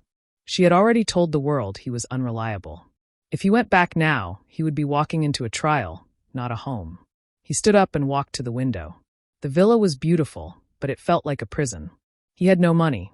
He had no company. He had no wife. He had only the woman who had left him yesterday, Sophie, whose number he had tried to call only to find it disconnected. She was gone. She had taken what she could and vanished, just as he had tried to do. He was alone. The empire was cracking, and he was standing on the pieces. Back at the convention center, Elena was preparing to leave. The security team was clearing a path through the back exit to avoid the press mob at the front. She walked through the corridors, the concrete walls echoing her footsteps. She felt exhausted, a deep bone weariness that sleep wouldn't fix. But beneath the exhaustion, there was a core of steel. Arthur walked beside her. The board is calling an emergency meeting for tomorrow morning. Thorne wants to discuss the audit findings. Let them meet, Elena said. I'll be there. Elena, Arthur stopped walking. He looked at her seriously. This changes everything. You realize that once the audit is public, there's no going back. If the fraud is proven, he could face criminal charges. Are you prepared for that? Elena stopped. She looked at the exit door ahead, the light seeping through the cracks. She thought about the man she had married. She thought about the boy she had loved before the money, before the power. Was he still in there, or had the empire consumed him completely? I am prepared for the truth, she said softly. Whatever it costs. She pushed open the door. The air outside was cool, the evening sky turning purple. The cars were waiting. Marcus opened the door for her. She slid into the back seat. As the car pulled away, she looked out the window at the convention center, fading into the distance. The press conference was over. The bombshell had been dropped. The shockwave was traveling now, moving through the markets, through the offices, through the home she was leaving behind. She opened her bag and took out the sketchbook. She opened it to the page she had drawn that morning. The cage with the open door. She looked at it for a long time. Then she took a pen from her pocket and drew a line across the page, closing the door. Not to trap herself, but to seal the past inside. She closed the book and put it away. She leaned her head back against the seat. The city lights blurred past the window. She thought about the employees who were worrying about their jobs tonight. She thought about the shareholders losing money. She thought about Alexander, alone in the dark. She felt a pang of sorrow, sharp and sudden. She wished it hadn't come to this. She wished he had just talked to her. She wished he had valued what they had more than what he could steal. But wishes were for children. She was a woman now. A woman with a company to save. A woman with a life to rebuild. Home, ma'am, Marcus asked from the front. Elena thought about the house. The empty rooms. The paintings. The sunroom. It was too big. Too full of ghosts. No, she said. Take me to the hotel. The one downtown. I need somewhere neutral. Understood, Marcus said. The car turned into traffic. Elena watched the city. She saw the Sterling Tower in the distance, lit up against the night sky. It looked majestic, but she knew now what was hidden behind the glass. Cracks. Weakness. Lies. But she also knew something else. She knew that structures could be repaired. Foundations could be reinforced. It would take time. It would take pain. But it could be done. She touched her pocket where her phone was. She knew he would try to contact her again. She knew the lawyers would call. She knew the press would camp outside the hotel. She was ready. She had dropped the bomb. Now she had to stand in the fallout. And she knew, with a certainty that warmed her cold hands, that she would not fall. She would stand. She would build. And this time, the fluorescent light of late evening, a stark contrast to the golden warmth of the villa she had left only hours before. Sophie sat in a hard plastic chair near the gate, her carry-on bag clutched tightly in her lap. Her fingers dug into the leather strap, knuckles white, betraying the calm expression she tried to maintain. Around her, travelers scrolled through phones, sipped overpriced coffee, and whispered into headsets, oblivious to the storm brewing in her mind. She kept her eyes fixed on the large television screen mounted on the wall near the boarding desk. The volume was muted, but the captions scrolled rapidly across the bottom, and the face on the screen was unmistakable. Elena Sterling. She looked composed, powerful, devastatingly calm. Sophie watched as the woman she had indirectly displaced spoke to the world. She couldn't hear the words, but she could read the body language. It wasn't the posture of a victim. It was the posture of an executioner. Sophie's heart hammered against her ribs, a frantic bird trying to escape a cage. She had left Alexander alone in the villa, convinced that she was making the smart choice, the safe choice. But watching this, seeing the global broadcast of his downfall, she realized she hadn't just left a man. She had jumped off a sinking ship before it dragged her under. Her phone buzzed in her hand. A notification from her banking app. She had checked it 10 times in the last hour. The balance was unchanged. The transfer Alexander had promised, the one that was supposed to be her seed money for their new life, had never arrived. She had thought it was a delay, a bureaucratic hurdle. Now, watching the captions on the screen, frozen assets, investigation, fraud, she understood. There was no money.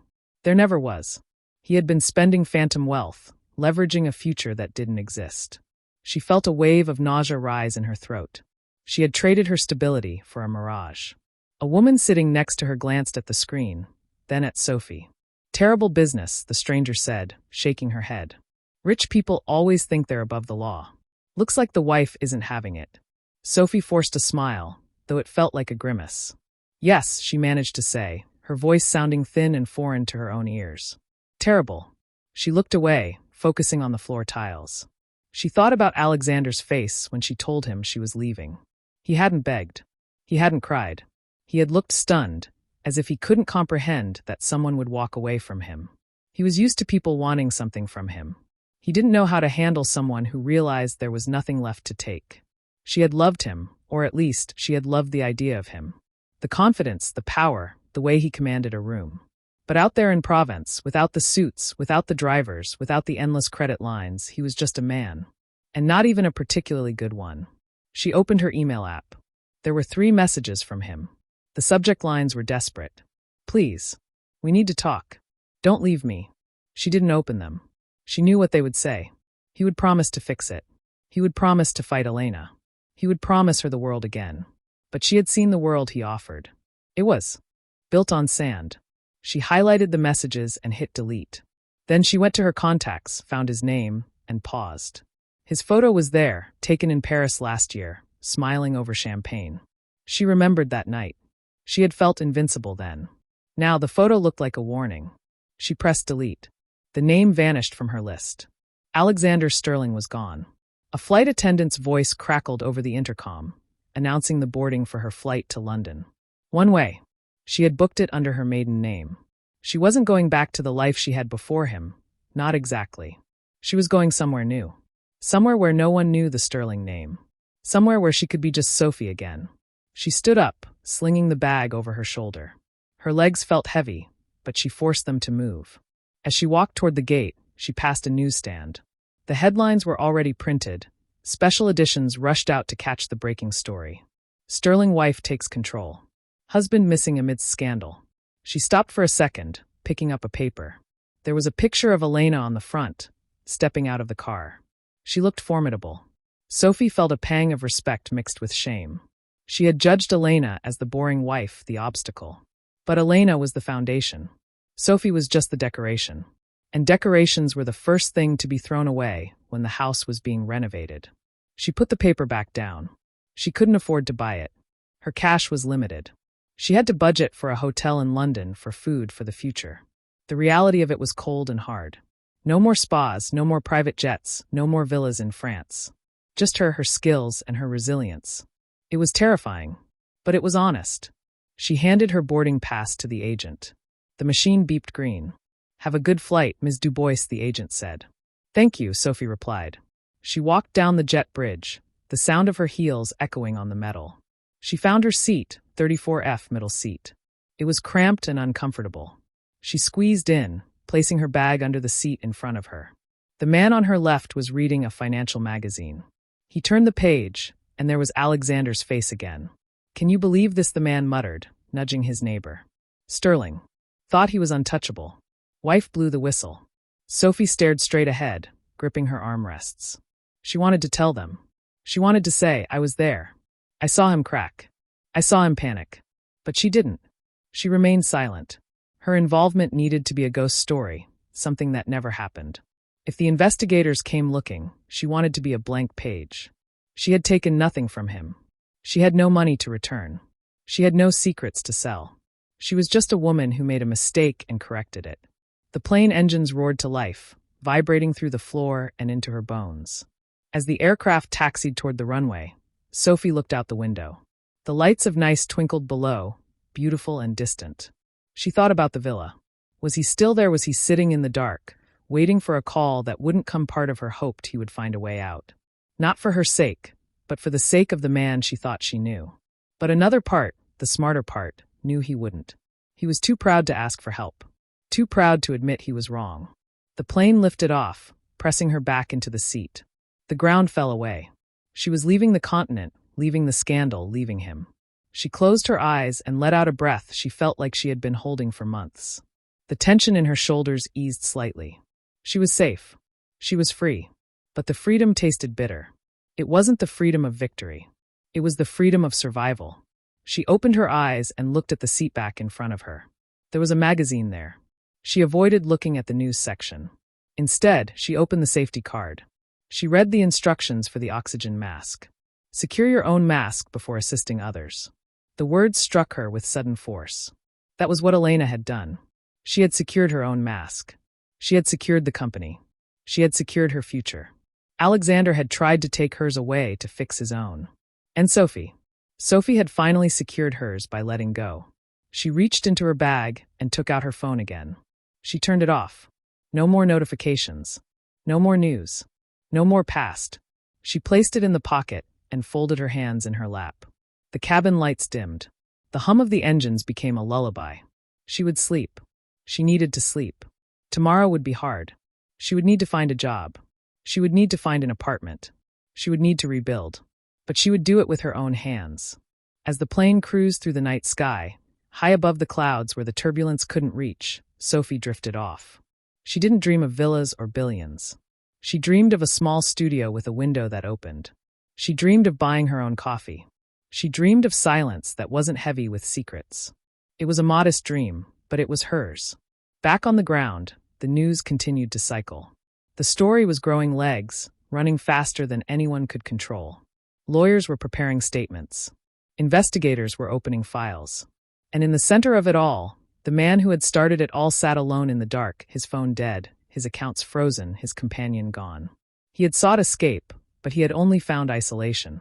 He had sought power, but he had only found vulnerability. Sophie woke slightly as the plane began its descent into London. The lights came on. People began to stir.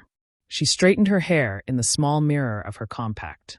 She looked tired, but her eyes were clear. She was no longer the mistress of a billionaire. She was just a woman arriving in a new city. And for the first time in a long time, that was enough. She grabbed her bag as the seatbelt sign dinged off. She stood up and joined the line of people waiting to disembark. She was just one face in the crowd, and that was exactly where she wanted to be. Hidden. Safe. Alive. The doors opened. The air of a new country rushed in. She stepped onto the jet bridge. She didn't look back. She walked forward into the terminal, into the unknown, into her own life. The Sterling name was behind her now, a shadow fading in the rearview mirror. She pushed through the automatic doors of the notification from the utility company that had arrived via a text message he couldn't ignore. The heating system had hummed to a halt, and now the cold was seeping in from the floor, up through the soles of his shoes into his bones. He sat on the same terrace where he had once imagined a new life, wrapped in a blanket that smelled of dust and neglect. In his hand, his phone was the only source of light, the screen glowing like a dying ember. The battery icon was red, blinking a warning that matched the rhythm of his own panic. He scrolled through his contact list. Her name was still there. Elena. He had called her 12 times since the press conference. 12 times. No answer. No text. No indication that she had even seen the notifications. He knew she had seen them. She was meticulous. She never missed a thing. That was the problem. She was choosing not to answer. The silence was louder than any argument they had ever had. It was a verdict. He pressed the call button again. He held the phone to his ear, listening to the ringing tone. It sounded hollow, distant. 1 ring. 2 rings. 10 rings. Then the click. Voicemail. Elena, he said, his voice cracking. He cleared his throat, trying to find the authority he used to wield, but it came out as a plea. Please. You've made your point. The accounts are frozen. The power is off. I can't stay here. We need to discuss the terms. I know you're angry. I know I made mistakes. But destroying the company hurts you too. Call me back. Please. He ended the call and stared at the screen. He waited. 1 minute. 5 minutes. The screen dimmed. He tapped it to wake it up. Nothing. No incoming call. No message. Just the empty notification bar. He felt a surge of frustration, hot and sharp. He stood up and paced the terrace, the gravel crunching under his feet. He was Alexander Sterling. He moved markets. He commanded rooms. He did not beg. But here in the dark, with the wind howling through the vines, he was nothing. He was a man without a wallet, without a wife, without a future. He went back inside and found a candle. He lit it with a trembling hand. The flame flickered, casting long, dancing shadows against the walls. It reminded him of the power outage at the gala months ago, when Elena had laughed and found her way through the dark while he had stumbled. She had always been the steady one. He had been too arrogant to see it. He sat at the kitchen table, the candlelight illuminating the unpaid bills scattered across the surface. They were piling up. The staff had left. The car had been repossessed that afternoon while he was inside, trying to find a signal. He was trapped. He opened his email. He typed a new message to her. Elena, this is unsustainable. I need access to funds for legal counsel. I cannot defend myself if I am destitute. Let's meet. Neutral ground. Paris. Tomorrow. He hit send. The little spinning wheel circled for a moment, then the message sent. He watched the inbox. He refreshed the page. Nothing. Thousands of miles away, in a quiet suite at the downtown hotel, Elena sat by the window. The city lights were a blur of gold and white below. Her phone sat on the nightstand. It buzzed. She glanced at it. Voicemail from Alexander. She didn't pick it up. She looked at Arthur, who was sitting in the armchair across the room, reviewing documents on his tablet. He left another one, she said. Her voice was calm, but there was a tightness around her eyes. Arthur looked up. Do you want to listen to it? No, Elena said. I know what it will say. He wants money. He wants access. He wants to negotiate. Legally, we should document all communication, Arthur said gently. If he claims duress later, we need to show we offered reasonable channels. Forward them to you, Elena said. You handle it. I don't want to hear his voice. Not yet. Arthur nodded. Understood. I'll draft a response. Formal. Through the firm. Elena stood up and walked to the window. She pressed her hand against the cold glass. She knew it seemed cruel. She knew people would say she was punishing him. But she wasn't doing this for punishment. She was doing it for protection. Every time she heard his voice, she felt the old pull, the old habit of fixing things for him, of smoothing over the cracks. She couldn't afford that anymore. The company was bleeding. The shareholders were watching. If she showed weakness, if she showed emotion, the sharks would circle. She had to be ice. Arthur, she said, not turning around. Make sure he knows that any personal funds are frozen pending the audit. He needs to understand that this isn't a negotiation. It's a procedure. It will increase his anxiety, Arthur warned. He's isolated. If he feels cornered, he might do something rash. Let